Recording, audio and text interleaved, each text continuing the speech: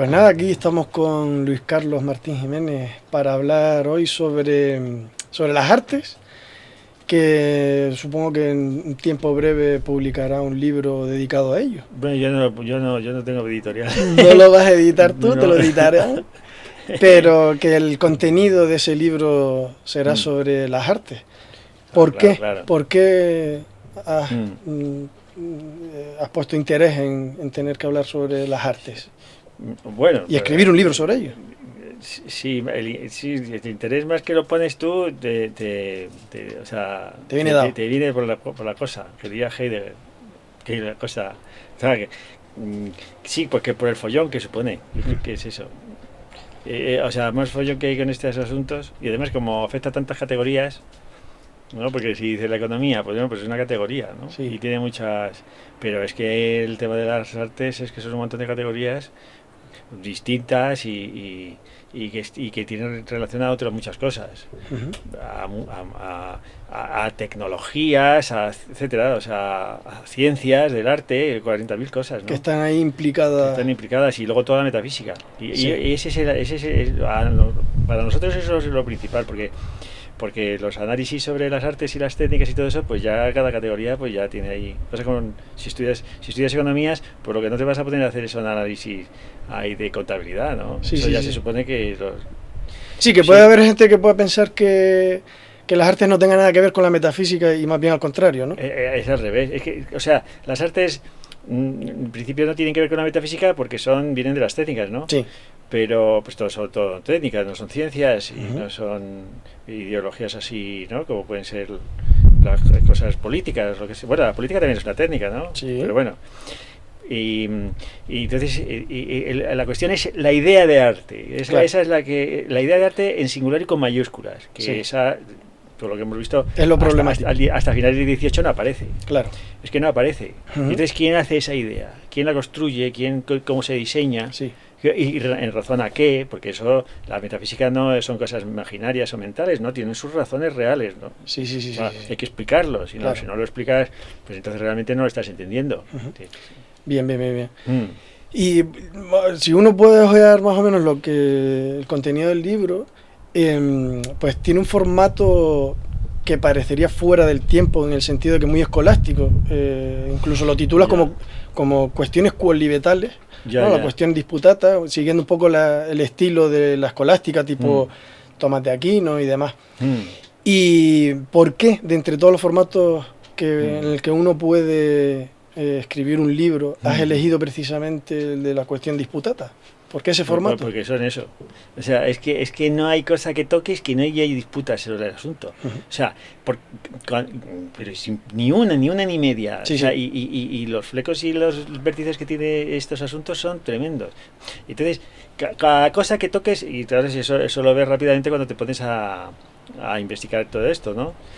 Hay un montón de tesis de cada cosa, de cada arte, de cada historia, de cada disciplina. O sea, hay un montón de tesis. Si es que no puede ser más disputado.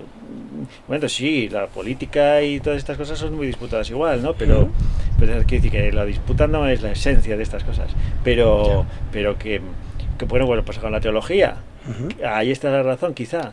Vale. Que la teología, cuando se da cuenta esto que hace Santo Tomás, cuando empieza a hacer las sumas, pues se da cuenta de que hay que ordenar todo eso, porque las discusiones son tremendas, las escuelas son muy distintas, se supone que tienen una base común, pero esa base se está discutiendo, ya no digamos luego con los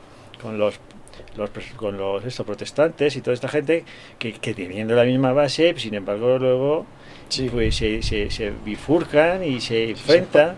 Entonces lo de Pedro Lombardo, o sea, estaban ahí hablando de Pedro Lombardo y que pero no estaba ordenado. Sí. Y entonces eran todo comentarios a Pedro Lombardo, ¿no? Y entonces dice Santo Tomás, bueno, pues vamos a ordenar esto, hacer una suma. Sí. Y entonces viene a ser eso. Claro, yo no puedo hacer una suma. Claro, eso te iba a comentar. Sin embargo, hablas de antisuma. Es una antisuma, sí, porque es una antisuma. Que ya lleva implícito una crítica en el fondo, ¿no? Sí, porque no hay una unidad. Claro, ese es el problema. Sí. Hombre, la unidad que tiene la teología se supone que es Dios el que se la da. Ahora podríamos decir, aunque no nos vamos a anticipar aquí a la cuestión más de enjundia. Vamos a ir dejándolo un poco más adelante, pero podríamos decir que el sustituto, la alternativa a la idea de Dios, que se trata desde la teología, lo va ahora a suplir de alguna forma el arte, y tal vez por eso ese enfoque de cuestiones cualitativas también. Totalmente, sí, bueno, claro, eso exactamente. Sí, o sea, tú eres un teólogo y entonces empiezas a tomar posturas sobre la Trinidad, sobre la Virgen, la virginidad, la Inmaculada, esto, lo otro, el papel de la Iglesia, el Papa, lo que tú quieras. Sí. Y entonces, pero sin embargo, lo primero que te hacen hacer es demostrar la existencia de Dios. Claro. Y entonces, demostrar la existencia de Dios es que hay una unidad a todas esas disputaciones, a todos esos artículos, ¿no? Que es lo que se divide en las supuestomistas. Sí. Pero aquí la unidad es precisamente sería la idea de arte. Claro. Y claro, lo que te das cuenta cuando empiezas a ver el asunto es que no hay de unidad por ningún lado. Hay un montón de fundamentaciones distintas, pero sobre todo cuando se pregunta, pero ¿y cuál es el verdadero arte? Claro. Como cuando dices, ¿cuál es el verdadero Dios? Pues es que Dios no se aparece por ningún sitio.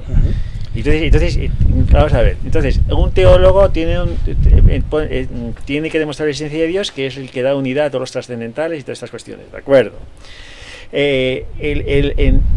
Las cuestiones que tienen que ver con lo divino en las artes es lo que va a recoger la idea de arte esta que tú dices, la cuestión fundamental, ¿no? La idea de arte romántica del 19, del principio del 19, esta es la que va a recoger que las artes realmente son lo que hay de divino en lo humano. Lo humano tiene como divino, y claro, entonces tengo una explicación de por qué es eso.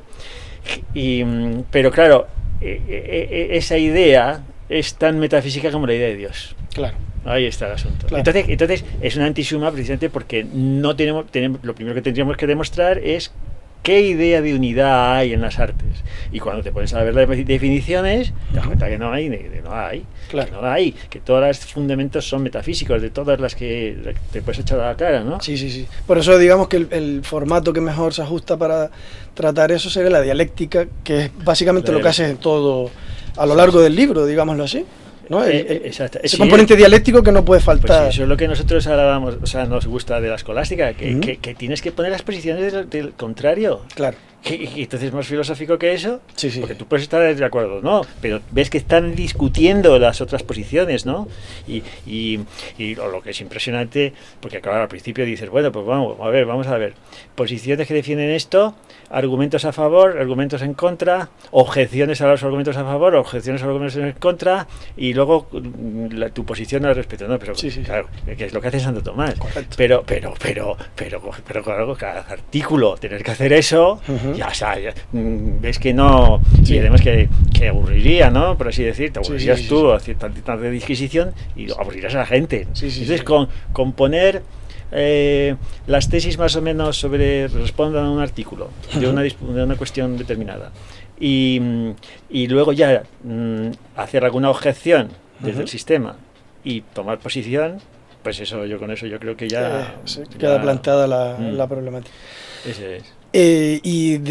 Porque lo vas presentando como cuestiones y dentro de cada cuestión un artículo, siguiendo más o menos el formato de Thomas d'Aquin y demás.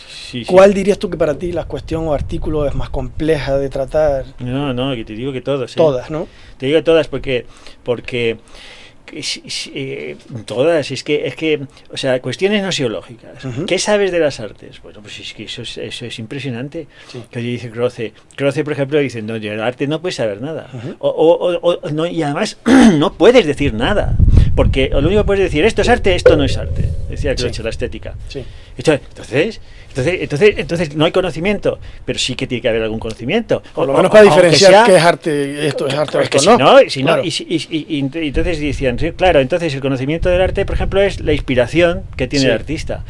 Algo sabrá el artista, tendrá alguna inspiración para hacer lo que hace, ¿no? Que sea distinto de una técnica cualquiera. Sí. Pero, hombre, lo que es seguro es que tiene que tener un conocimiento técnico. Si quiere ser escritor, tiene que tener un conocimiento técnico. Si quiere ser pintor, tiene que tener un conocimiento técnico. Si quiere ser... Entonces, que tiene que tener un músico, ya no digamos, y tiene que tener de muchos años, un conocimiento técnico muy preciso, muy riguroso, de muchos años, extensísimo, lo que tú quieras. Sí. Y luego además una práctica, o sea, no es un conocimiento teórico que ya está, sino que lleva incorporada una práctica, una práctica de esa normativa que se aplica. O sea, y entonces, claro, pero tienes que, hay otro tipo de conocimiento que no es solamente categorial de esa especialidad, sino que es el que atañe a lo que tiene de artístico. ¿Y eso qué es? Claro. Entonces se diferencia del científico, porque como no se pone nadie de acuerdo, no es como el matemático, ¿no? Que hay lo que nosotros llamamos un cierre categorial, ¿no? Entonces, pero en el arte hay cierres fenoménicos, o sea, cada una pintura es un cierre de fenómenos, en este caso visuales, y además planos, que están en un plano, ¿no? Con una serie de texturas, y dices, tiene un campo, cada disciplina tiene un campo del que se ocupa. Por ejemplo, tú lo que no puedes hacer es pintar notas musicales. Puedes pintar en un pentagrama la nota del re en rojo, pero eso no es pintar música, eso ¿no? Y entonces cada una tiene un campo de fenómenos que se la apropia de él, que es lo que nosotros decimos que se llama sustantivo. La pintura tiene un campo propio, tiene una sustantividad propia, tiene un contenido propio. Muy bien, pues encantados, ¿no? Pero luego cuando dices ya cuando tienes que saber y qué componente es el artístico, ahí empieza de cada una de las disciplinas, eso ya, ahí empiezan a aparecer fundamentos metafísicos, que si está Dios en la inspiración, como decía Platón, que decía, dice, que el poeta puede ser un idiota, porque como es Dios el que lo dirige, creo que es lo del guión, que entonces pues no sabe nada, que es lo que dice el guión, termina así, concluimos que tú no sabes nada, que es el Dios el que, pues, eso es lo principal, y eso es metafísica, porque dicen, no, es que es imitación de la naturaleza, pues eso ya es la tesis de Aristóteles, y eso dura hasta el romanticismo. Porque imitan los clásicos, que imitan, bueno, todo esto. Y no digamos ya cuando te das cuenta de que los componentes fundamentales de las artes, de los contenidos artísticos, son mitológicos. Es que son mitológicos. O sea, son dioses secundarios, que decía, bueno, los cadáveres de los dioses. Dice, bueno, lo que te encuentras en... Bueno, hago referencia a otro porque se ve aquí de qué mamamos del asunto, ¿no?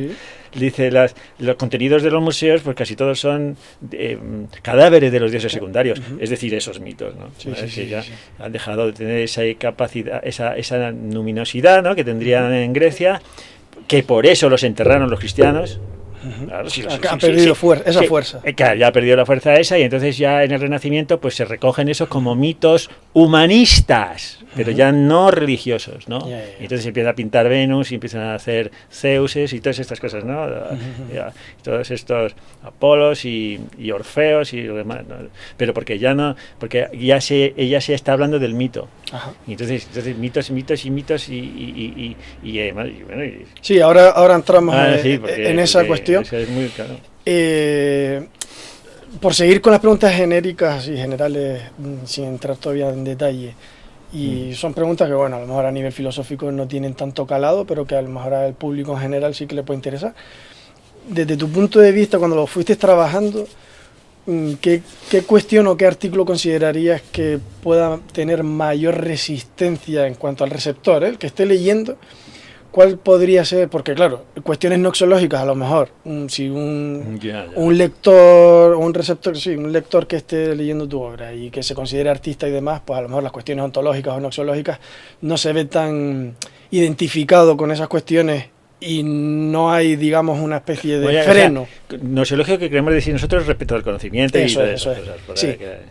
Pero, ¿cuál dirías tú que a lo mejor mostraría más resistencia? Esa persona que se ve identificada con lo que actualmente, con toda la oscuridad que se quiera, con lo que actualmente se entiende por artista, ¿dónde dirías tú qué artículo o qué cuestiones estarían más el dedo en la llaga contra esa... El planteamiento general. El planteamiento general. Que la idea de arte es un mito. Ese es el planteamiento general. Es que además, cuando tienes tiempo, vas en el coche o lo que sea, te pones una conferencia de toda esta gente que habla de arte y a cientos de patadas, ¿no? De conferencias, discusiones, mesas redondas, tal, ¿no? Y todos presuponen que hablan del arte. O sea, por muy críticos que sean, o sea, aunque uno niegue el arte contemporáneo, el otro lo afirme el arte contemporáneo, uno niegue el arte clásico, otro o sea, por muchas disputas que haya, todos suponen que hay algo así como algo que llamamos arte. Claro. Entonces por ejemplo, me estoy acordando de Félix de Azúa, que se supone que es un especialista en cuestiones de arte. Pues dice, pues yo no sé lo que es el arte. Pero entonces, ¿por qué hablas del arte? Claro. O sea, yo es que yo no sé pues entonces, si no sabes lo que es el arte, ¿por qué dices arte? Puedes decir música, puedes decir pintura, depende de lo que estés hablando, y ya está. Pero no, tiene que decir arte. Coño, entonces, a ver, y muchos, que en general todo va así, ¿no? Sí. Yo qué sé, un curador de estos del Perú. No, es que arte es lo que se entiende en Occidente por arte, pero los indios quechuas o lo que sea, pues también tienen su arte. Entonces, ¿por qué lo llamas arte? Si el arte es una cosa europea, de una tradición europea, endocentrista, europeísta, colonialista, y tú estás hablando del colonialismo, y te parece que el arte auténtico es el arte del pueblo indígena, ¿por qué lo llamas arte? Pues lo llaman arte, y lo meten en museos también. Entonces ¿a qué estás llamando arte? Si tú estás llamando arte... Sí, y con esto lo conecto con la siguiente pregunta, porque lo titulas como un mito, ¿no? Mito oscuro, porque se sobreentiende que, sobreentendemos nosotros desde el sistema que hay tipos de mitos diferentes. No todos son de la misma, del mismo enfoque o del mismo no indican lo mismo, digamos. Primero, pues, ¿por qué ese interés también de indicarle al público que pueda leer este libro que es un mito, que realmente el arte es un mito? No, puede leer todo el mundo, porque otra cosa es que quiera. Ya. no creo que quieran. Vamos. Porque no quieren que... Porque, bueno, ya hablaré. Claro, tú has construido ese... No pasa nada. Que digo que si has construido ese libro, en el fondo es para indicar, señalar que hay un mito porque está pasando desapercibido, ¿se entiende, no? Pues claro, por un lado, ese interés de señalar el mito donde habitualmente no se está viendo, y segundo, qué tipo de mito estamos hablando, porque dentro del sistema filosófico, el materialismo filosófico, no todos los mitos son iguales. Entonces, en este caso, ¿de qué estamos hablando? ¿De qué tipo de mito? Oscurantista. Es un mito que tiende a oscurecer lo que estás viendo. Y entonces el modo que tiene de oscurecerlo es llenarlo de ideología metafísica y de todo tipo. Ese es un modo de oscurecer lo que estás viendo. Claro. Porque esos contenidos pueden estar ahí, pero cuando tú resaltas esos contenidos, y no los técnicos o los estructurales o lo que sea, pues entonces estás viéndolo desde el punto de vista ideológico, filosófico, metafísico. Y nosotros suponemos que las artes son categorías, se agotan en las categorías, en cada una de las categorías. Eso dice, bueno, clarísimo, cada categoría artística es irreductible al resto. Es irreductible, quiere decir irreductible que no lo puedes reducir a una unidad de medida de otra categoría. Irreductible es el lado con la diagonal del cuadrado. Como ocurre en las ciencias, vamos. Como ocurre en las ciencias. Una ciencia la matemática no se podemos reducir la biología, ni biología. Exactamente. Tú no puedes explicar la música desde la pintura. No puedes explicar la poesía desde el baile. Entonces, aunque luego tanto rato haciendo metáforas, ¿no? Pero porque pues eso es otro mito, que es el mito de la unidad de las artes. Es que bueno, a eso iba también. A lo mejor se usan metáforas precisamente porque no se sabe lo que es. Como no se sabe lo que es, hay que recurrir de alguna forma. Y eso es lo que lo oscurece. Pregunta. Total. O sea, vamos a ver, el mito como tal, cuando se forma el mito, que es a mediados del siglo XVIII, o a finales, empieza Binderman con la unidad del arte griego, cuando se encuentran todas esas estatuas, ¿no? en Roma y en Italia, cuando se empiezan pues estaban todas enterradas. Es que toda la belleza que tuviera le importaba un pimiento a los cristianos, porque como eran idólatras, era idolatría, había que enterrarlo y destruirlo, ¿no? Igual que destruyeron los persas el Partenón, cortaron todas las cabezas de todas las estatuas y todo, ¿no? Y lo destrozaron. Ya se empieza a hablar de historia del arte. Aunque la historia del arte que hace Binderman es solamente del arte griego. Ajá. Pero Se quiere, ya cuando se habla de la historia ya sé que se supone que ahí hay una unidad funcionando. Se quiere presentar como una disciplina. ¿Quieres decir? Claro, que se empieza con una entidad propia. Y entonces de ahí salen las disciplinas, ¿no? Por ejemplo, la historia, sería la disciplina que trata... Bueno, pues... si tú lees a los literatos del siglo de oro español, ni Dios habla del arte con singular. Claro. O sea, pero ni uno, ni Góngora, ni ninguno, ni Quevedo, ni Cervantes, ni Gracián, y nada. Bueno, el arte es un no sé qué que decía Feijóo, pero porque se está refiriendo a algo divino, claro, se está refiriendo a algo que tiene ese componente especial. Bueno, pues entonces yo tengo un artículo donde analizo lo que dicen cuando se habla del arte por el siglo XVII español. Sí. Pues dicen el arte del arte de pensar, el arte de razonar, el arte de la guerra, el arte de lo que sea, pero no hay una idea de arte como va a ser cuando luego van a decir los románticos. El arte con singular y mayúsculas. Sí. Eso no existía antes, y ni siquiera en el 18. Bueno, entonces... En el 19, digamos, cuando se va constituyendo eso, ¿no? A finales del 18. A finales del 18, ¿no? Y además lo hacen filólogos, ¿eh? Se hace desde la literatura. Bueno, la literatura misma es una disciplina que sale ahí, ¿eh? Ajá. O sea, que la cosa es muy seria, porque estos son filólogos, Schlegel, los hermanos Schlegel y toda esta gente son filólogos y todo hombre de letras y tal. Bueno, entonces, a lo que íbamos, del mito. Sí. Entonces, ¿qué dicen del arte? Pues que, así como tú lees a Homero, y Homero es la relación de los hombres con los dioses, ¿no? Sí. Bueno, depende, porque yo vi la película esta que hicieron de Troya, y ahí no estarían los dioses, macho. Ah, ya. Y dices, ¿qué coño es esto? Sí. Si es que no se puede entender la Odisea ni la Ilíada ni nada de esto sin los dioses, pues que es la relación de los... O sea, pues nada, y no aparecía Dios por ningún sitio, ningún lado. Ahí estaba Aquiles y el otro. Estás haciendo otra película.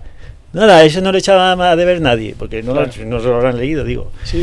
Entonces, la relación con los dioses pues estaba en las artes, en los mitos griegos, ¿no?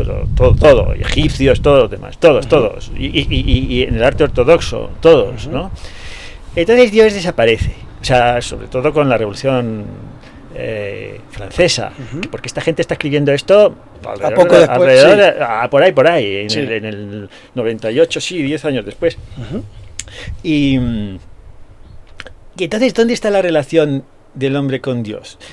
Pues cuando Dios ya, que sobre todo en el protestantismo queda muy lejos, cuando se produce la inversión teológica, que lo hacen los protestantes, entonces nos podemos hablar desde Dios, que es la inversión teológica que dice, bueno, no hablamos de Dios, sino que hablamos desde Dios, y eso va a ser el arte. Y entonces, ¿cuál es la tesis romántica fundamental? Pues que el arte es la relación con el infinito. Claro. Porque Dios es infinito.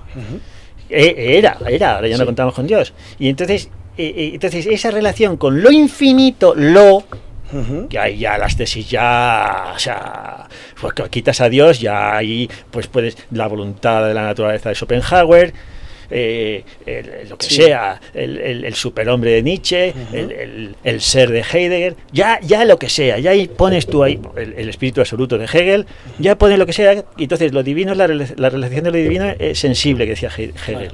Entonces las artes, entonces ¿dónde está el mito de la idea de arte? En que precisamente suponen que hay una conexión entre lo finito, la obra, el soneto, lo que sea, y lo infinito, que es la idea de arte. Existe esa conexión. Entonces dice, bueno, en la introducción al ego trascendental dice, bueno, hay mitos oscuros y confusos, y hay mitos claroscuros, y hay mitos clarividentes. El mito del mapa mundi que hace el ego trascendental es el que hace el mapa mundi, para entendernos.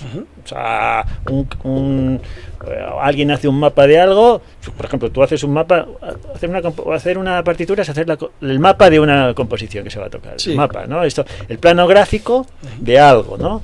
Y entonces los cartógrafos hacen el plano gráfico de los continentes y lo que sea. Bueno, pues si quieres hacer el plano gráfico en el grafo del mundo entero, pues ese es el ego trascendental el que lo hace, ¿no? Esta es la tesis básica que yo creo que está claro que todo el mundo está de acuerdo, ¿no? Sí. Entonces, el problema que tiene el mapa mundi es que sea un mapa que llegue al infinito. Todo Dice, bueno, entonces ese es un mapa mundi oscuro y confuso. Uh-huh. O sea, el mapa mundi, diríamos, la obra de arte que supone que puedes llegar al infinito, que tienes conexión con el infinito, alegórica, por ejemplo, uh-huh. Haces una alegoría y en esa alegoría ya muestras esa conexión con el infinito, ¿no? Sí. Pues ese es un mapa oscuro y confuso. Y el ego trascendental que hace un mapa mundi uh-huh. infinito, entonces es a la vez una idea oscura y confusa. La idea del propio ego trascendental es oscura y confusa, que sería en este caso Cristo o Dios. Como nosotros somos ateos esenciales totales, pues todo esto nos parece muy bonito y muy bien hecho y encantados de otras ideas, porque el juego que tiene, el simplejo que supone la Trinidad, pues está por todos los sitios y lo vemos en muchos sitios, de muchos modos, que son las estructuras metafinitas, en el fondo. Pues eso está muy bien. Pero sin embargo dice, bueno, ese es un mito oscuro y confuso. Y dice, ¿cómo se puede solucionar el asunto? Es que estamos condenados, cuando hacemos un mapa del mundo, a hacer un mapa infinito, porque un mapa infinito es un mapa de Royce. Un mapa de Royce es aquel mapa donde tú estás dentro del mapa y entonces y tú estás dentro del mapa y tú estás haciendo el mapa que está dentro del mapa y así hasta el infinito. Sí, entonces eso es imposible, ¿no? Ajá. Eso es imposible, porque en algún momento hay que cortarlo. Sí. Y que las tesis de Santo Tomás, las tesis de Santo Tomás de la demostración de la existencia de Dios es que tienes que cortar el paso al infinito. O sea, quiero decir que en ese sentido somos tomistas, ¿no? Sí, sí. Bueno, y Aristóteles también hacía ese... Y Aristóteles, claro. Sí. Eso es, está rodeando el mundo, Dios. Vale. Pues entonces dice, bueno, ¿cómo se soluciona este problema? Uh-huh. Con la anástasis. Nosotros hacemos un mapa del mundo. Ese mapa del mundo no puede ser oscuro y confuso, que conecte con el infinito, porque entonces porque es imposible, es un sinsentido. Y entonces, ¿cómo podemos hacer que nuestro mapa del mundo no sea un mito oscuro y confuso? Pues deteniendo por anástasis ese paso al infinito. Pues ya está. Okay. Esa es la ontología que tenemos nosotros. Sí. Eso no es ontología. Claro. Ahí hay un corte, un hiato, ¿no? Y digamos que todo esto, y así hablamos ya de otras cuestiones, aunque ya las mencionaste antes, podríamos poner la raíz en el ión de Platón y en la tecné, que es el término, digamos, que se utiliza, y cómo interpretarías esa relación entre la obra del ión de Platón, la idea de técnica, y lo que estabas comentando ahora, de la conexión de lo humano con lo divino, en este caso pues con la locura, etcétera, etcétera. ¿Cómo está influyendo esas tesis platónicas? ¿De qué manera? En lo que va a venir después, sin entrarlo, para luego dejar paso a más adelante a los románticos y demás. Pero ¿cómo se va fraguando esa cuestión desde ahí, desde la Grecia clásica? Pues si no nos quedamos helados aquí, vamos a ver, o sea, en realidad lo que se da, o sea, la tesis de Platón es una tesis sobre la locura. Uh-huh. Platón supone que hay muchos modos de locura, ¿no? La locura del amor, la locura de locura, que expone en el Fedro. En el Fedro pone las clases de locura que hay. Y entonces una de ellas es esta, porque cuando está John pues está preguntando a Sócrates, bueno, pero tú qué coño sabes, uh-huh. ¿no? Y dice, John pues está todo el rato reculando, digo, bueno, pues yo sé de poesía y tal, pero ¿de cuál? Entonces bueno, pues es que no es lo mismo Hesiodo que los poetas y tal, no, yo sé de Homero. ¿Y cuál de Homero? ¿Y por qué sabes de Homero? Porque Homero, ¿qué sabe? Porque si Homero habla de carros, de conducir carros, sabrá mejor el conductor de carros. Sí. Si Homero habla de esto, sabrá mejor de esto. Y entonces, ¿de qué sabe Homero para que tú sepas lo que dice Homero y le digas bien? Y entonces le va acorralando, porque va, ¿no? Sí. Y entonces llega un momento que dice el otro, mira, no sé, pero a mí el público me ha dado el premio. Votado. O sea, entonces pregúntale al público. Claro. Eso es hoy en día el arte, ¿eh? Es lo que te iba a decir, que guardan conexión un poco con lo que estabas comentando antes, de no podemos definir. No se puede, pero vives de eso. Ese es el mito, vivimos de eso, todo el mundo hay todas 40.000 cosas y tal. Y entonces, ¿qué es la democracia hoy en día? Sí. O sea, hoy en día para ver una obra y darle un premio, una obra literaria o lo que sea, o a un artista, o un actor o tal, se vota. Sí. Y entonces los artistas tal, y entonces se les vota, es pura democracia. Uh-huh. ¿Y por qué razón? ¿Y qué es más artístico que otra cosa? Eso no te lo puede decir nadie. Ya. Pero suponemos que hay una especie de fundamentalismo democrático, que es el mito precisamente, ¿no? Hay un fundamentalismo que supone a alguien que es lo que estamos haciendo, ¿no? Claro. Pero vamos, toda la tradición desde Platón en adelante es metafísica. O sea, es metafísica. Ahora, hasta los románticos no se habla de arte. Claro. Hay un montón de artes y unos hablan de unas y otros hablan de otras. Y normalmente los artes divinos son los que tienen que ver con los dioses, eso está claro. O sea, cuando habla Platón, lo que está diciendo, lo que tiene de divino los poetas es que hablan de los dioses. Claro. Es todo el contenido, no como ahora que el divino es el artista. Claro, no. El divino Miguel Ángel. No. Entonces, el contenido que tenía las artes, la tragedia, por ejemplo, la tragedia griega, es que son los dioses los que están ahí vinculados a los hombres. Es que están hablando de religión. Sí. Ja, es que no me fastidies. Están hablando de religiones. Entonces, ese es el contenido. Y entonces eso se va trasladando en la Edad Media igual. Exacto, claro, los profetas y todo eso, y la Edad Media en general, se está hablando de...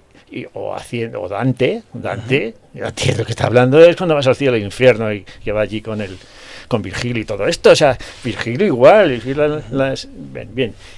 Y entonces esa tradición que se mantiene y aquellas disciplinas artísticas que tienen más contenidos religiosos, escultura, arquitectura, pintura, música, en eso se ve muy bien en el barroco, que todavía no tiene la idea de arte pero se ve muy bien como ya hay una serie de disciplinas que se encargan, ¿no?, de los componentes divinos. Esas son las que se van a llamar arte como tal.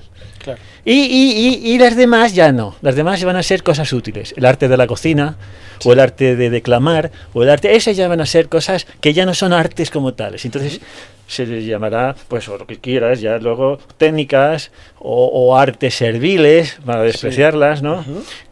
Pero no tienen estos componentes. Porque parece una constante, por lo menos también está en Aristóteles, que lo que se hace con las manos, de alguna forma, es algo rebajado. Ahí parece que hay una dicotomía entre lo intelectual, que parece que tiene cierta elevación, completa, frente a la técnica, que de hecho Aristóteles la pone como en el último lugar, frente a otros tipos de... No, que hay que echarlo, dice. Claro. Es que hay que echarlo del Estado también, como Platón. Los técnicos no tienen derecho ninguno. Los técnicos. Antes comentaste también lo de la... Bueno, pero lo que dices esto es que es muy importante. Vale. O sea, el componente divino que tenemos nosotros es el entendimiento. Esa es la tesis de Aristóteles. Entonces, si nosotros nos parecemos a Dios, pues entonces, ¿qué será lo divino de las artes? Pues o las artes divinas, o las artes, diríamos, la poética, porque la poética es un modo de llamar a estas artes imitativas, sobre todo de los aspectos divinos que tenemos, ¿no? Pues será el entendimiento. Claro. Entonces, no el cuerpo. Sí. Entonces, el desprecio. Por eso es el desprecio a eso. Y sobre todo porque Aristóteles cree que los planetas y todo eso son realmente dioses, ¿no? Y la naturaleza es el fundamento, esto último, ¿no? Y está Dios. Y la naturaleza que es realmente el todo, ¿no? En los griegos. O sea que si el conocimiento o lo que se van a llamar artes... las artes liberales son las que tienen que ver con el conocimiento, porque el conocimiento es realmente lo que nos hace divinos, es el alma o el espíritu, ¿no? Sí. Eso lo dice, bueno, por ahí vamos. Pasamos un poco a cuestiones sobre dialéctica también, pero en este caso, a ver si te parece bien tratarlas un poco, que es la dialéctica entre católicos y protestantes en la parte del arte. Sí. Antes comentaste lo de la iconoclastia, de cómo... La iconoclastia. Sí. Entonces, ¿cómo la importancia de la iconoclastia en el protestantismo en relación con el catolicismo y demás? ¿Qué mecanismos dialécticos, digamos, habría entre la negación del arte adjetivo católico? Eso íbamos. En la afirmación de un arte luego metafísicamente independiente. ¿Quiénes y de qué manera se va forjando todo eso? Sí. Eso se da en el ámbito protestante. O sea, porque Y es que es así, o sea, vamos, eso no hay más que ver todos estos. ¿Quién son los que hacen los románticos? Sí. Pero esto que acabas de decir, Sí. esto que la negación del arte adjetivo. Lo del arte adjetivo, católico, eso es. que Las artes son adjetivas, claro. Hasta el romanticismo todos son artes adjetivas, son arte de. Sí. Y está vinculado a otras instituciones. Y entonces esta gente eran Velázquez y todos estos, sí. que ahora pasan por ser tal, no sé qué, pues eran decoradores. Claro. Son decoradores de interiores. O sea, ¿qué era en eso? Y por eso se les pagaba. Sí, sí, oye, sí. que necesito unos cuadros para Escorial y tal, y te ponían ahí, vete a Roma a ver a copiar algo. Y hacían eso. Claro. Y los demás igual. Entonces eran artes adjetivas. Y la música religiosa es adjetiva toda. Es música para el culto. Claro. O sea, es que es adjetiva, eso lo dice bueno. Es que es música adjetiva. Sí, sí. Entonces la música sustantiva esta que decimos nosotros, o el arte sustantivo, sí. pues son aquellas categorías ya que se independizan. Sí. Y eso ocurre en el protestantismo. Es ya cada categoría tiene una historia distinta, o sea, no tiene nada que ver la historia de la pintura con la historia de la danza o con la historia de yo qué sé, de cualquier otra cosa. Ahora estaba viendo que el arte industrial, hay un arte industrial, entonces dicen, este es un arte como cualquier otro, o sea, nosotros los que hacemos cosas, coches y todo esto, también la estética industrial. Entonces te citan ahí un montón de filósofos franceses y creo que están viendo pues que el que hace coches también tiene una estética y una simplicidad y tiene que vincularlo a la función y todas estas cosas, ¿no? Entonces dicen, este es el último arte, dice esta gente, ¿no? O sea, que arte, claro, en cuanto se independizan o están vinculadas a otras, pero luego, etcétera, pues esto es lo que se discute, ¿no? Entonces estas artes sustantivas, ¿por qué aparecen? Ahí está el asunto. ¿Por qué se desvinculan los contenidos de la escultura o de la arquitectura de la Iglesia? O sea, de la Iglesia, de instituciones, realmente de la Iglesia, que es la que trabaja con Dios. Ahí está el tema. Sí. Lo que decimos de divino. Entonces, el proceso dialéctico al que tú te refieres, es lo que hace el protestantismo. Claro. Hace el protestantismo. Es que es la iconoclastia. O sea, hay que vaciar de pinturas todas las iglesias. Hay que eliminar todas las baratijas, todas las cosas estas de todos los estos que se ponían de madera allí con todas las escenas bíblicas y todos los retablos y todo eso. Todo eso hay que eliminarlo. Que es una cosa, por otro lado, pues que algo derivará del agustinismo por la vía interior y todo esto, que es la que coge Lutero. Lutero coge la vía interioritatis, el juicio interior, que es lo que es la idea de conciencia que nosotros no admitimos por ningún sitio. Claro. Esto viene de ahí, esto está ahí funcionando. Y entonces, y es donde está Dios, la conciencia y la bien. Bueno, fuera la pintura, fuera la escultura. ¿Y qué hacen entonces toda esta gente? Claro. ¿De qué viven? Y entonces se pueden a tratar otros temas que no son estrictamente religiosos. Aparecen los bodegones, aparece la música, la pintura de exteriores, la de paisajística, los retratos, o sea, ya la cosa, retratos sobre todo los que lo pueden pagar, que son los nuevos burgueses, y entonces y la música pasa igual. La música a Bach le echan. Bach tenía que hacer una misa todos los días, porque todos los días la misa cambiaba, y entonces tenía que hacer una misa o una cantata o esto todos los días, todas las semanas, perdón. Y una cosa increíble cómo de hacer eso, ¿no? Pero claro, él llega a Leipzig porque sus hijos tienen que estudiar, entonces se traslada, y cuando llega a Leipzig, como son calvinistas, porque los protestantes todavía admitían la música, ¿no? Lutero admitía la música, y por los textos. Claro, por los textos. Que siempre había mucha vinculación, claro, el texto y la musicalidad del texto y la poesía, pero Calvino no. Y entonces a Bach, en los últimos años de su vida, pues le hacen depender del ayuntamiento y cuando hace las cosas más bonitas, porque ya no tiene que atenerse a unas reglas adjetivas a la misa, ¿no? Pues es todo esto. Todas estas. Y ¿qué es esto de la ofrenda musical o el arte de la fuga, estas cosas tan... Que claro, que ya dices, aquí claro, y aquí ya estos componentes teológicos de todo esto ya se ha aparecido, ¿no? Y a Mozart le pasa igual. Mozart, que es cuando pasa hambre, porque claro, ya dependes de él, o te paga el Estado, o dependes del mercado. Depende que alguien te quiera comprar las partituras o lo que sea, ¿no? Y entonces ahí decimos que se sustantiva, ¿no? Ya empieza, el artista ya tiene capacidad para determinar el contenido y la forma que da ese contenido y todo lo demás, ¿no? Sí. Pero las otras van por otro lado, ¿no? La danza que se llama danza es una cosa francesa del siglo XIX, por ahí andará, ¿no? Que esto que van ahí dando saltitos. Pues eso, que bueno despreciaba. Yo creo que de todas las artes, lo que más despreciaba bueno era la danza. Porque el cuerpo, que tiene una capacidad operativa tan fina y con tantos resultados, ponerle a dar saltitos, eso yo creo que sería eso, ¿no? Sí, puede ser, sí. Ponerle a dar saltitos y dar vueltas en el aire y una cosa tan ridícula, ¿no? Sí. Que cuando hace otras cosas que son que tienen una potencia, ¿no? Pues no.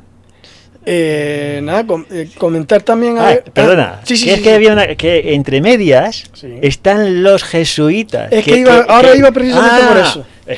Claro, que son los que están en el frente de combate con los protestantes. Claro, es que te iba a comentar también, porque dijiste antes lo de la vía interiorista y demás, quería que hablaras un poco también más en detalle de eso, sobre todo de cara a lo que va a venir después con el romanticismo y demás, ¿no? Pero que yo creo que, si no me equivoco, conectas tú en la vía interiorista de Agustín de Hipona y demás. Entonces, ¿cómo los ejercicios espirituales de Ignacio de Loyola y demás se convierte por inversión teológica en lo que es la existencia del arte absoluto? Es decir, explica un poco cómo esa inversión garantiza precisamente el arte absoluto, cómo lo posibilita. Sí, bueno, vamos a ver, muy bien. O sea, el arte, vamos, cuando nos referimos a bien interior, es la experiencia estética. Claro. Esa es la idea a la que se tiene que llegar. Son artes donde se da una experiencia estética, una experiencia interior, ¿no? Sí. Un sentimiento, que va a ser una idea fundamental en el romanticismo. Sí. Es el sentimiento, pero no un sentimiento vinculado a una emoción o algo. No, el sentimiento como el propio reflejo en el interior de esos componentes. Sí. Porque esto se va a discutir, ¿no? El arte puro, la música pura, que van a decir Wackenroder y Tiki y todos estos, si está vinculado al sentimiento, no es porque sientas algo, no, claro. Es porque esos componentes son interiores al alma o al espíritu. Sí, como decía Agustín de Hipona, no tienes que, la verdad no la busca afuera, sino el repliegue del alma, digámoslo así, ¿no? Esa vía interiorista. Sí. Bueno, pues pasa lo siguiente. Los ejercicios espirituales de San Ignacio de Loyola, ¿en qué consisten? En imaginar. Claro. Por eso hay mucha gente que los desprecia dentro del cristianismo, porque creen que hay muchos componentes psicológicos. Claro. O sea, este Ignacio de Loyola es un militar que le hieren, se queda en él, y entonces se pone a leer vida de santos y vida de Jesús. Y entonces lo que hace es ponerse en el lugar donde estaba Jesús para poder entender mejor lo que ocurría y vivirlo mejor. Esa vivencia del cristianismo, esa vivencia de Dios, esa vivencia va a ser lo que se va a llamar ahora la vivencia estética. Claro. Que es una vivencia de que, lo que siento. No, y además es que se siente, ¿eh? Sí, o sea, es una cosa tremenda, ¿eh? O sea, yo no sé qué película estuve viendo el otro día. Joder, ¿qué dices, macho? O sea, pero qué fuerza tiene esto. Que dices, joder, comparado con esto, es lo que decía Tomás de Kempis, ¿no? Sí. Más vale sentir la compunción que saber definirla. Entonces yo me he pasado 400 y pico páginas definiendo todos estos asuntos, pero luego ves una película y mandas toda la mierda, que no pinta nada, ¿no? Sí. Como luego le pasó a Santo Tomás, que justo antes de morir tuvo una revelación